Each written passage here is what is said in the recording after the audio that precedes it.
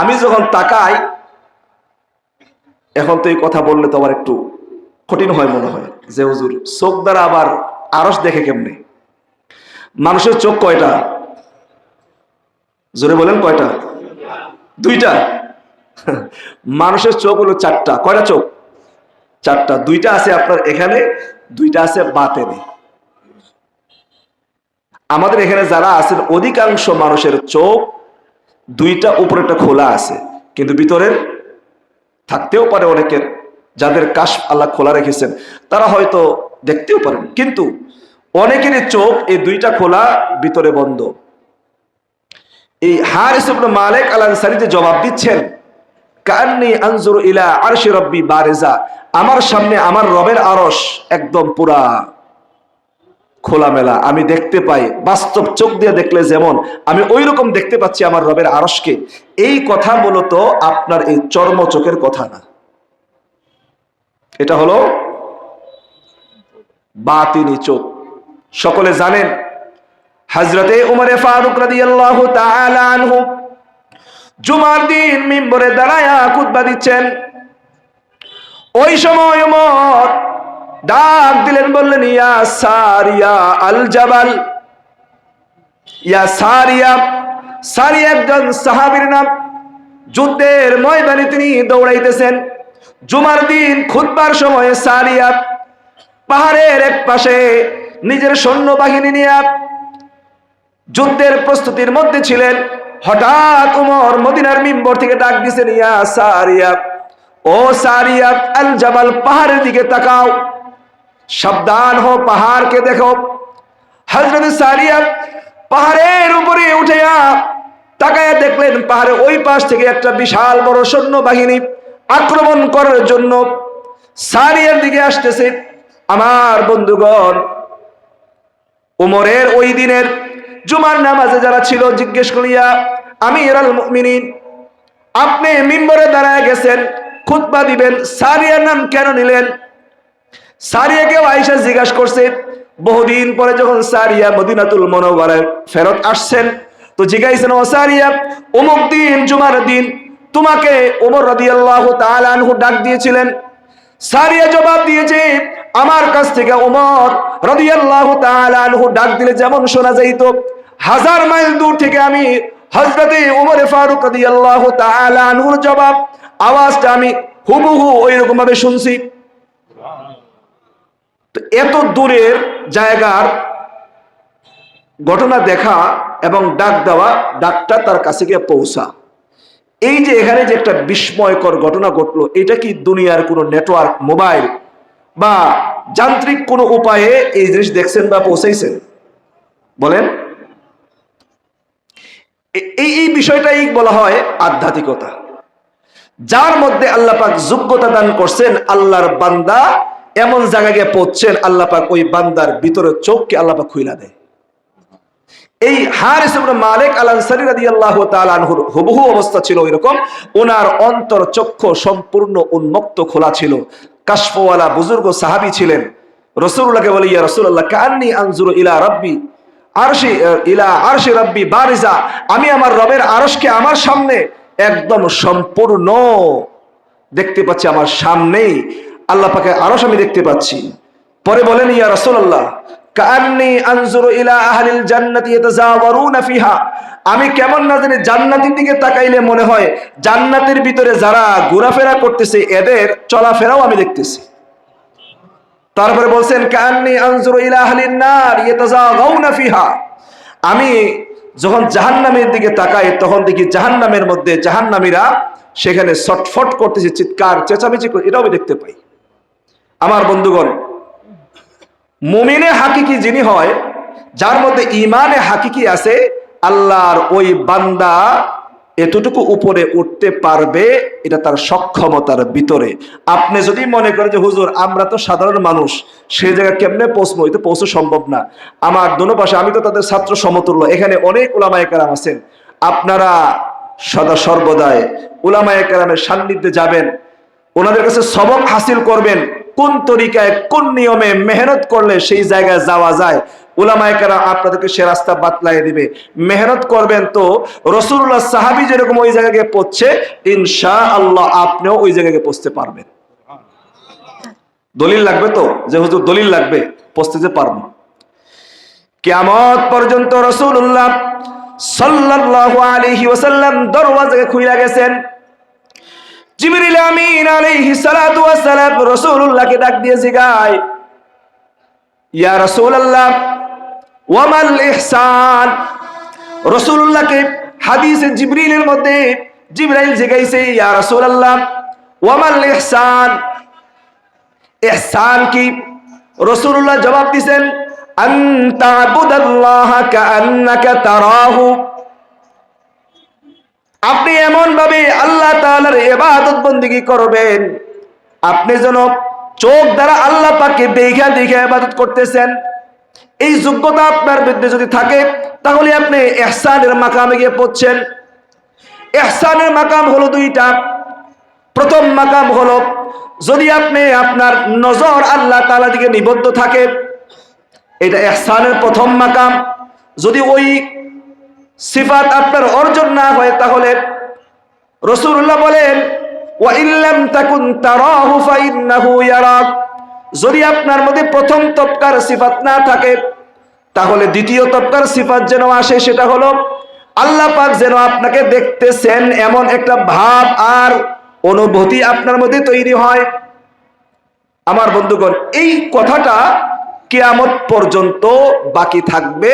যদি আপনি এই সিফাত অর্জন করতে পারেন তো আল্লাহ পাক আপনার মধ্যেও আল্লাহ পাকে দেখা দেখা ইবাদত করার যোগ্যতা আল্লাহ পাক দান করবেন। যদি সেটা না হয় তাহলে আপনি এমন অবস্থা আপনার হবে যেমন আল্লাহ পাক আপনার সামনে আছেন, এই কথাটা আপনার দিলে অনুভূত হবে। এখন কইবে তো হুজুর আমরা সবাই তো মনে করি আল্লাহ পাক আমার সামনে আছে, এইটাকে আপনার অনুভব বলে না। অনুভব যদি আপনার সামনে আসে আপনি মনে করেন, তো মশায় কামড়ে লড়েন কে? ঠিক না? মশায় কামড় দিলে শরীরে কম্পন আসে না? নাই আছে, চলে আসে কম্পন, সহ্য করতে পারি না। ইমাম বুখারী রাহমাতুল্লাহ আলাইহি কিতাবুল মাগাজিতে সুন্দর একটা ঘটনা আনছেন। সাহাবায়ে কেরাম নামাজ কেমনে পড়ছে দেখেন। এই আয়াতের মধ্যে নামাজি ওয়ালার আলাদা বিবরণ দেওয়া আছে। হযরতে ইমাম বুখারী রাহমাতুল্লাহি আলাইহি ওনার কিতাবের মধ্যে আনছেন, রাসূলুল্লাহ জাতুর রিকা যুদ্ধ থেকে ফেরত আসতেছিলেন। আসতে আসতে রাস্তার মধ্যে এক জায়গায় রাত হয়ে গেছে। রাসূলুল্লাহ বললেন, আর সামনে যাওয়া যাবে না, আমার সাহাবীরা তাঁবুটা নাও, যার যার জায়গায় সুবিধা মতো জায়গা মতো শুয়ে পড়ো। এবং রাসূলুল্লাহ তলব করলেন দুইজন সাহাবীকে, এমন কে আছো সারা রাত সাহাবায়ে কেরাম ঘুমাবে, আর দুইজন সাহাবী সমস্ত সাহাবায়ে কেরামকে পাহারা দিবে, রাসূলুল্লাহকে পাহারা দিবে। দুইজন সাহাবী হাত উঠায় বললেন, ইয়া রাসূলুল্লাহ সারা রাত আমরা আপনারা ঘুমাইবেন আর আপনাদের জন্য আমরা পাহারাদারি করব। রাসূলুল্লাহ দুইজন সাহাবী পাহাড়ের চূড়ায় গিয়া সমস্ত জায়গা দেখা যায় এমন একটা স্থানে দাঁড়ায় জায়গা বাইসারেন, সেখানে আপনি অবস্থান করা শুরু করলেন। আমার বন্ধুগণ, রাসূলুল্লাহ ঘুমায় গেছে, সাহাবায়ে কেরাম সবাই ঘুমায় গেছে, দুইজন সাহাবী মাত্র সজাগ। একজন বললেন, বন্ধু সারা রাত দুইজন সজাগ থেকে কোনো লাভ নাই, এক কাম করো, প্রথম রাত আমি পাহারা দিই, দ্বিতীয় রাত তুমি পাহারা দাও। রাসূলুল্লাহ সাল্লাল্লাহু আলাইহি ওয়াসাল্লামের সাহাবী যিনি প্রথম রাত পাহারা দেওয়ার জন্য নিয়ত করেছেন, উনি আপনার মনে মনে ভাবলেন, আমি লম্বা সময় বসে কি করবো, একটু দাঁড়ায় নামাজ আদায় করি। রাসূলুল্লাহ সাল্লাল্লাহু আলাইহি ওয়াসাল্লামের সাহাবী নামাজের মধ্যে দাঁড়ায়া সূরাতুল কাহফ অথবা সূরাতুল বাকারা তেলাওয়াত করতেছিলেন। আর ওই টাইমের মধ্যেই একজন ইহুদি নিয়ত করে বের হইছে যে রাসূলুল্লাহ সাহাবায়ে কেরামকে যাকে পাইব তাকেই আপনার তীর মাইরা রক্তপাত ঘটাবে, রক্ত বের করে বসে বাড়ি যাবে, এমন একটা নিয়ত করে সে আপনার হলফ করে করতে গিয়ে বের হইছে। যখন আইতে আইতে ওই পাহাড়ের নিকটবর্তী হয়েছে, আয়া দেখে যে একজন লোক সোজা দাঁড়ায় রয়েছে। রাসূলুল্লাহ সাহাবীকে দেখলে চিনা যায় কি যায় না? জোরে বলেন। যেমন আমাদের গায়ে থাকে টুপি, গায়ে থাকে পাঞ্জাবি, গায়ে থাকে লুঙ্গি, মাথায় থাকে পাগড়ি, এটা হলো লেবাস। রাসূলুল্লাহ সাল্লাল্লাহু আলাইহি ওয়াসাল্লামের আদর্শ দেখলেই বোঝা যায় এটা মুসলমান। তো রাসূলুল্লাহ সাহাবী ওই পাহাড়ের চূড়ায় দাঁড়ায় রয়েছে, ওই কাফের ইহুদি দূর থেকে দেখে বুঝতে পারছে যে এটা হলো রাসূলুল্লাহ সাহাবী, উনি দাঁড়ায় আছে। সে নিচ থেকে আপনার তীর মারছে। আল্লাহর রাসূলের সাহাবী নামাজের মধ্যে দাঁড়ায়া কোরআনে কারীমকে তেলাওয়াত করতেছেন, আর ওই অবস্থায় ওনার এই জায়গায় এসে তীর বিঁধছে। সাহাবী নড়ে না। আল্লাহ পাকের কোরআনে কারীমের তেলাওয়াত এত মজা, তেলাওয়াত করতে করতে তিনি নামাজের মধ্যে দাঁড়ায় রয়েছেন। একবার তীর মারছে দেখে নড়ে না, আবার আরেকটা তীর মারছে নড়ে না, আবার আরেকটা মারছে। তিনটা তীর মারার পরে ওই ইহুদি ভয় পায় গেছে। বুঝলাম না মানুষ না জিন না দেও না দানব, এই মানুষটারে একটা না দুইটা না তিনটা তীর মারলাম, মানুষটা দাঁড়াইয়া আছে, নড়ে না চলে না। অথচ যুদ্ধের ময়দানে একটা তীর মারলে মানুষ সহ্য করতে পারে না, ছটফট কইরা জমিনের মধ্যে লুটা পরি খাইয়া পড়ে। তো জমিনের মধ্যে পইরা মানুষ গোড়াগড়ি করে এক তীর খাইলেই, আর এই জায়গার মধ্যে ওই লোক তিনটা তীর খাইয়া স্পষ্ট দাঁড়ায় আছে। বিষয়টা একটু আপনার আশ্চর্য ধরনের, ভয় পেয়ে গেছে, উনি চলে গেছে। রাসূলুল্লাহ ওই সাহাবী নামাজের মধ্যে কোরআনে কারীমের তেলাওয়াত শেষ কইরা এরপরে সাথী যে ঘুমায় রয়েছে ওরা ডাক দিছে, জায়গা বলে ইন্না লিল্লাহ, আপনার গায়ে তীর লাগছে, আপনি আমাকে ডাক দিলেন না কেন? উনি জবাব দিছে, দেখেন কি বলে, ভাই আমি যে নামাজের মধ্যে তেলাওয়াত করতেছিলাম, এই তেলাওয়াতের মজা এত বেশি লাগতেছিল, তীরের আঘাত অনুভব করতে পারি নাই, তেলাওয়াত রাইখা তোমাকে ডাক দিব এটা আমার মনে চায় নাই। আপনি আর আমি হইলে তীর দেখা মাত্রই দৌড় দিতাম, ঠিক না? লাগবে তো দূরে, লাগলে তো 12টা বাজছে। তো নামাজে যদি দাঁড়ান, তো নামাজে দাঁড়াইলে এরকম ভাবে দাঁড়াইলে গিয়ে নামাজ হবে। আর ওই রকম নামাজ পড়তে পারলে আপনি ওই সাহাবীর মতো কান্নি আনজুরু ইলা আরশি রাব্বি বারিজা, ওই জায়গায় আপনি পৌঁছতে পারবেন। আমার বন্ধু দেখেন, আসলে আমাদের নামাজের হালাত অনেক পরিবর্তন। আমরা নামাজে দাঁড়াই তো মন থেকে ভিন্ন জায়গায়, আর মন যদি ভিতরে থাকে তাহলে সেই নামাজে মজা পাবেন, যদি ভিতরে না থাকে তাহলে আপনি মজা পাবেন না। আল্লাহ পাক বলেন, ইন্নামাল মুমিনুনাল্লাযীনা ইযা যুকিরাল্লাহু ওয়াজিলাত কুলুবুহুম ওয়া ইযা তুলিয়াত আলাইহিম আয়াতুহু যাদাতুহুম ঈমানাও ওয়া আলা রাব্বিহিম ইয়াতাওয়াক্কালুন। আল্লাহ পাকের নাম শুনলে যদি আপনার মধ্যে প্রকম্প এবং নড়াচড়া হয়, একটু নড়ে, শরীরটা সংকুচিত হয়, পশমগুলো দাঁড়ায়া যায়, মনের মধ্যে আল্লাহ পাকের প্রতি ভয় যদি আপনার তৈরি হয়, আমার বন্ধু মনে করবেন আপনার মধ্যে আল্লাহ পাকের দেওয়া ওই নিয়ামত ঈমান আপনার মধ্যে প্রবেশ করছে। নামাজের মধ্যে দাঁড়ায় যে এমনটা হয়, দোকান আছে 4টা, আল্লাহর বান্দা নামাজের মধ্যে দাঁড়ায়া দোকানের হিসাব করে, প্রথম দোকানে কত বেচছে, দ্বিতীয় দোকানে কত বেচছে, এরকম 4 রাকাতে 4 দোকানে হিসাব করে। নামাজের মধ্যে গেছে তো বাড়ির মধ্যে বিবিকে নাই ঘাটছে, বিবি বাড়ি থেকে বইলা দিছে বাজার থেকে আপনি আজকে এইগুলা আনবেন। মনে মনে চিন্তা করে কোন কোন লিস্টিগুলো দিল, একটা বাদ পড়লে বাড়িতে গেলে তো আমার বিবি জায়গা দিবে না, বারবার মনে করে। সন্তান কিছু বইলা দিছে, ওই কথা তার বারবার মনে আসে। দুনিয়ার চিন্তা, দুনিয়ার টেনশন নিয়ে যদি আপনি নামাজ আদায় করেন, আমার বন্ধু এই নামাজ দিয়ে আপনি আল্লাহ পাকের আরশকে কখনো দেখতে পারবেন না।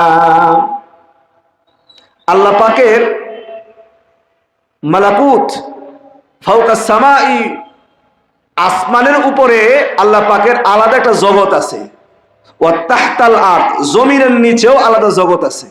আপনি দেখেন নাই এমন বহু জগৎ আছে দুনিয়ার মধ্যে। তাসাউফের কিতাবে লেখছে, যদি কোনো বান্দাকে আল্লাহ পাক অন্তরচক্ষু খুইলা দেয়, তাহলে এই মালাকুতুস সামা, আসমানের যে ঊর্ধ্ব জগতের যে রহস্য, এগুলো আল্লাহ পাক খুইলা দেয় এবং তারা দেখে। জমিনের নিচের হালাতগুলো তারা দেখতে পায়, আল্লাহ পাক তাদেরকে দেখায়। আপনি চাইলে দেখতে পারবেন না, আল্লাহ পাক আপনাকে দেখাবে। যে বান্দাকে দেখায় ওই বান্দার ঈমান অনেক ঊর্ধ্বে চলে যায়। আপনারা শুনছেন আমাদের এই সিলেটে অনেক বড় বড় বুজুর্গরা ছিলেন। শাহজালাল ইয়ামানী রহমতুল্লাহ আলাই এই সুরমা নদীর উপর দিয়ে জায়নামাজ বিছায়া পার হইয়া গেছেন। আপনি যদি এখানে 1000 বছর ট্রাই করেন, জায়নামাজ 1 ইঞ্চি উপরে উঠাতে পারবেন? বলেন না, পারবেন? কেন পারবেন না? বেশ কম কোন জায়গায় উনি পারলো, আপনি পারেন। উনি তো উইরা এই পার থেকে ওই পার চলে গেছেন, আর আপনি পারে গিয়া জায়নামাজ বিছায়া নিজের বাড়ির কাছে একটু কি করেন, ট্রাই করেন, দেখেন আপনার জায়নামাজ 1 ইঞ্চি উপরে উঠে কিনা। আপনার জায়নামাজও উঠবে যদি আপনি সেই জায়গায় পৌঁছতে পারেন। আল্লামা ইমাম ইবনু আবিদ দুনিয়া রহমতুল্লাহ আলাইহি ওনার একটা বিখ্যাত গ্রন্থ নাম হলো মুস্তাজাবুদ দাওয়া। ওই কিতাবের মধ্যে লেখছেন রাসূলুল্লাহর একজন সাহাবী নাম হলো আবু মিয়ালাক রাদিয়াল্লাহু তাআলা আনহু। রাসূলুল্লাহর সাহাবী আবু মিয়ালাক রাদিয়াল্লাহু তাআলা আনহু ছিলেন একজন ব্যবসায়িক মানুষ। বিভিন্ন জায়গায় মাল নিয়ে ব্যবসা করার জন্য যাইতেন, ভ্রমণ করতেন। একদিন হযরতে আবু মিয়ালাক রাদিয়াল্লাহু তাআলা আনহু ব্যবসায়িক পণ্য নিয়ে সফরের উদ্দেশ্যে বের হইছেন। কিছু দূর যাওয়ার পরে হঠাৎ কইরা দেখেন একজন অস্ত্রধারী ডাকাত সামনে এসে হাজির। আবু মিয়ালাক রাদিয়াল্লাহু তাআলা আনহুকে বলেন, ও আল্লাহর বান্দা, সাথে যা আছে সব আমার সামনে রাখো এবং তোমাকে আমি হত্যা করব। কড়া কথা বলছে, দুইটা, সম্পদ যা আছে সব দিয়ে দাও এবং তোমার জানটাও আমি নিয়ে নিব। তা আবু মিয়ালাক বললেন, বুঝলাম তুমি আমার সম্পদ চাইতেছো, ওমা তুরিদ ইলা নফসি, আমার নফস দিয়ে তুমি কি করবা, আমার বাইরে তুমি কি করবা? মাল নিয়ে যাও, ভালো কথা, মারবা কেন আমাকে? বললো, মিয়া তোমাকে মারলে মাল তো এমনিই পামো, সুতরাং তোমাকে মারাই আমার উদ্দেশ্য, তোমাকে মারমুই। আবু মিয়ালাক রাদিয়াল্লাহু তাআলা আনহু বললেন, তো ঠিক আছে, যেহেতু তুমি আমাকে ছাড়বাই না, মারবাই, তাহলে আমি তোমার কাছ থেকে একটু অনুমতি চাই, 2-4 রাকাত নামাজ পড়তে চাই, একটু সুযোগ দেওয়া যাবে? ওই ডাকাত বলছে, ঠিক আছে, আপনি আপনার জয় কয় রাকাত নামাজ পড়ার মনে চায় নামাজ পড়েন, নামাজ পড়া শেষ হলে আপনাকে কতল করে দিন। হযরতে আবু মিয়ালাক রাদিয়াল্লাহু তাআলা আনহু নামাজের মধ্যে দাঁড়ালেন। নামাজের মধ্যে দাঁড়ানোর পরে 1 রাকাত, 2 রাকাত, 3 রাকাত, 4 রাকাত নামাজ আদায় করার পরে সিজদার মধ্যে গিয়া তাসবিহগুলো পাঠ করে আল্লাহ পাকের দরবারে ডাক দিছে, ইয়া ওয়াদুদ ইয়া যাল আরশিল মাজিদ। আল্লাহ পাকে ডাক দিছে, আল্লাহ ইয়া ফাআলুল লিমা ইউরিদ। অনেকগুলো আল্লাহ পাকের সিফাতি নাম নিয়ে ডাক দিয়ে বলে, ইয়া আল্লাহ আনতাকফিনি শাররা হাযাল লুস, এই যে ডাকাত আমাকে পাকড়াও করেছে, এই ডাকাতের আক্রমণ থেকে আপনি আমাকে বাঁচান। আগিসনিয়া গিয়াসাল মুস্তাগিসিন কয়েকবার বলার পরে হঠাৎ করে দেখেন পাশ থেকে কে যেন আয়েশা ওই ডাকাতটাকে হাতের একটা লৌহ, আপনাদের এলাকায় কি বলে এগুলোকে, হ্যাঁ, বর্মা, মাথায় থাকে লোহা, উপরে থাকে আপনার শুদ্ধ ভাষায় বলে বর্ষা। বর্ষার আঘাতে ওই ডাকাতটাকে মাটিতে শোয়াই দিস। আবু মিয়ালাক ডাক দিয়ে বলছে, এই আগন্তুক ব্যক্তি, আপনি কোত্থেকে আসলেন আর এই বেচারাকে হত্যা করলেন, আবার চলে যাচ্ছেন, পরিচয় কি? ওই ব্যক্তি জবাব দিছে, আপনি যখন নামাজের মধ্যে 4 রাকাত নামাজ পড়া সিজদার মধ্যে গিয়ে আপনি বলছেন, ইয়া ওয়াদুদ ইয়া যাল আরশিল মাজিদ ইয়া ফাআলুল লিমা ইউরিদ, যখন এগুলো বলতেছেন তখন আল্লাহ পাক আমাকে 4র্থ আসমান থেকে আপনাকে সাহায্য করার জন্য জমিনে পাঠাইছে। তাহলে এখানেও কি বুঝলেন? রাসূলুল্লাহ সাহাবী নামাজে দাঁড়াইছে, দাঁড়ানোর পরে সাহায্য কই থেকে আসছে? বলেন না, কই থেকে আসছে? আসমান থেকে আসছে। এই কথাটাই আল্লাহ পাক সূরা বাকারার মধ্যে বলছেন, ইয়া আইয়ুহাল্লাযীনা আমানুস্তাঈনু বিস-সাবরি ওয়াস-সালাহ ইন্নাল্লাহা মা'আস-সাবিরিন। দুনিয়ার সকল মানুষকে আল্লাহ শিক্ষা দিলেন, যখনই আপনি বিপদের মধ্যে পড়বেন, যখনই আপনি মুসিবতের মধ্যে পড়বেন, আপনার কাজ হলো দুইটা, যে আল্লাহর বান্দা বান্দি এই আয়াতের উপর আমল করবে। অবশ্যই অবশ্যই আপনার জন্য আল্লাহ পাক দুনিয়ার জমিনে কোনো না কোনো ব্যবস্থা করে আপনাকে বিপদ থেকে রক্ষা করবেন। আল্লাহ পাক বলেন, ইয়া আইয়ুহাল্লাযীনা আমানুস্তাঈনু বিস-সাবরি ওয়াস-সালাহ। এ আমার দুনিয়ার জমিনের বান্দা বান্দি শোনো,